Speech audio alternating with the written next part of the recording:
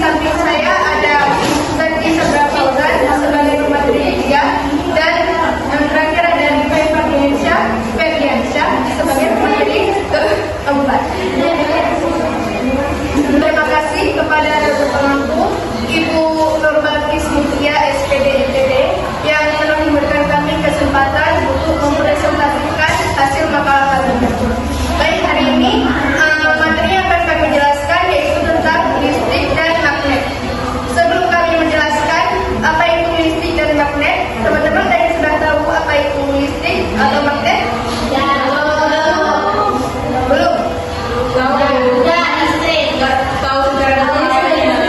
Nah, jadi kalau teman-teman belum tahu, ini ada teman kita Aufa yang akan menjelaskan apa itu arti listrik terlebih dahulu. Silakan Aufa. Listrik dan magnet.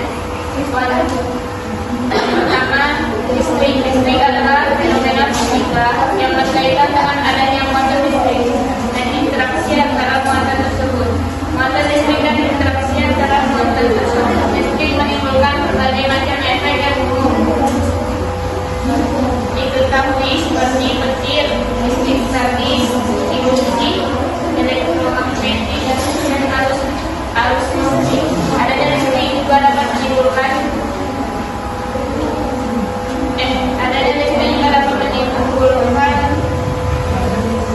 menerima radiasi elektromagnetik seperti gelombang radio. Listrik berakibat adanya beberapa tipe fisika. Yang pertama, muatan listrik. Sifat beberapa partikel subatomik yang menentukan interaksi elektromagnetik. Media listrik atau medan elektromagnetik. Tipe medan elektromagnetik sederhana yang dihasilkan oleh muatan listrik seperti radian, maka tidak ada arus listrik. Selanjutnya ada arus listrik perpindahan atau aliran partikel muatan listrik, biasanya diukur dalam ampere. Selanjutnya ada elektromagnetik, muatan berpindah masuk ke medan magnet. Jenis-jenis listrik. 1. Listrik statis. Muatan listrik tertentu yang tidak mengalir atau tetap statis. Listrik ini timbul karena benda yang mengalirkan listrik sangat berubah tanpa adanya sumber daya listrik. Contoh listrik statis. Nah, Aufa di sini akan mempraktekkan contoh dari listrik statis itu. Di sini ada penggaris dan kertas yang sudah dipotong-potong. Setelah itu penggarisnya digosok-gosok di buku, digosok agak lama.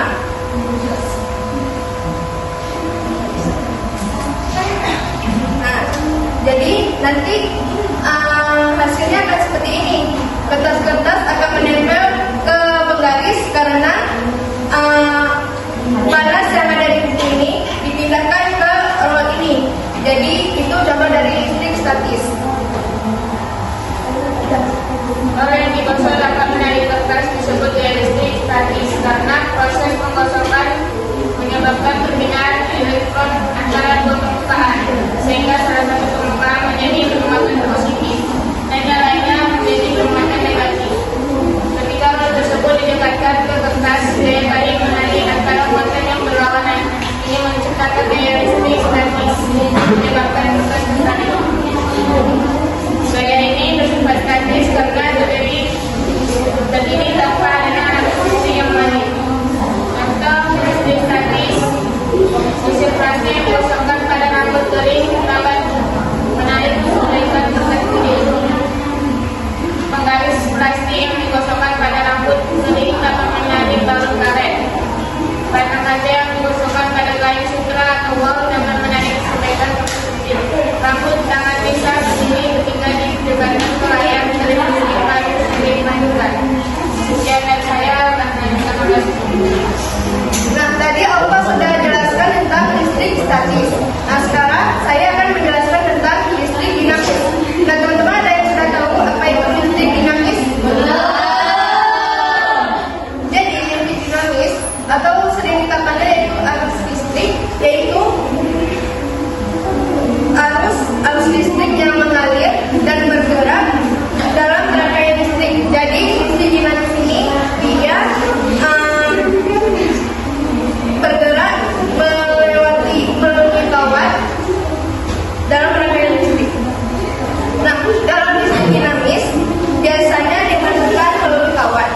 Nah, arah dari arus listrik searah dengan gerak muatan positif dan muatan listrik yang bergerak melewati penghantar penggetik. Nah, ini lampu. Habis itu ini kita sebut penghantar. Nah, listrik dinamis terjadi karena arus yang melewati muatan positif dan muatan listrik berjalan melewati kawat yang dihubungkan dengan penghantar. Maksudnya gimana? Maksudnya arus positif bertemu dengan arus negatif? Nggak ada negatifnya, positif aja. Itu yang berbentuk arus listrik. Ini penghantarnya. Oh iya. Penghubung antara muatan positif dan listrik. Kawat yang ambil listrik. Dari muatan positif ke negatif, dia hanya bergerak satu arah. Dan dia terjadi hanya sekali saja, tidak dapat berulang kali. Nah, setelah itu ada arus listrik bolak-balik. Nah, arus listrik bolak-balik ini dia antara positif dan negatif, dia bolak-balik. Dan ketika arus listriknya sudah habis, bisa diganti dengan arus listrik yang lain. Contohnya baterai yang bisa diulang. Sekian presentasi dari saya, kemudian akan dilanjutkan oleh Dani. Pengertian magnet. Magnet atau sumbernya adalah benda yang memiliki kemampuan menarik benda-benda lain yang ada di sekitarnya. Magnet merupakan suatu objek yang di dalamnya terdapat medan magnet. Magnet yang sering kita jumpai saat ini merupakan magnet buatan. Benda yang dapat ditarik lebih kuat oleh magnet yaitu bahan logam. Contoh objek yang memiliki gaya tarik yang tinggi yaitu besi dan baja. Sedangkan materi yang memiliki gaya tarik yang rendah adalah oksigen cair. Medan magnet merupakan besaran vektor yang memiliki satuan Tesla. Sifat medan magnet yang berada di sekitar suatu magnet yaitu arah medan magnet sama dengan arah garis gaya magnet dan besar medan magnet sebanding dengan kerapatan garis gaya magnet. Berikut sifat-sifat medan magnet berdasarkan atomisnya yaitu 1. Bahan ferromagnetik, 2. Bahan paramagnetik, 3. Bahan diamagnetik. Jenis-jenis magnet. 1. Magnet tetap merupakan magnet yang sifat kemagnetannya tetap ada kecuali dengan gangguan luar yang cukup besar. Misalnya pemanasan dengan suhu yang tinggi atau pemukulan yang cukup keras. Magnet tetap tidak memerlukan tenaga atau bantuan dari luar untuk menghasilkan daya magnet. 2. Magnet tidak tetap. Magnet tidak tetap merupakan magnet yang hanya muncul ketika diberi pengaruh dari luar. Jika pengaruh yang diberikan pada magnet, maka sifat magnetiknya akan hilang. Misalnya suatu paku yang dililit kawat kemudian diberi aliran listrik, maka paku tersebut akan memiliki sifat kemagnetan. Tetapi apabila paku tersebut tidak dialiri arus listrik, maka sifat kemagnetannya akan hilang. Selanjutnya akan dibacakan oleh ada jenis magnet buatan yaitu magnet dengan ukuran yang berbeda-beda. Yang pertama itu ada magnet kubu, magnet logam, magnet batang, magnet lingkaran, dan magnet jarum.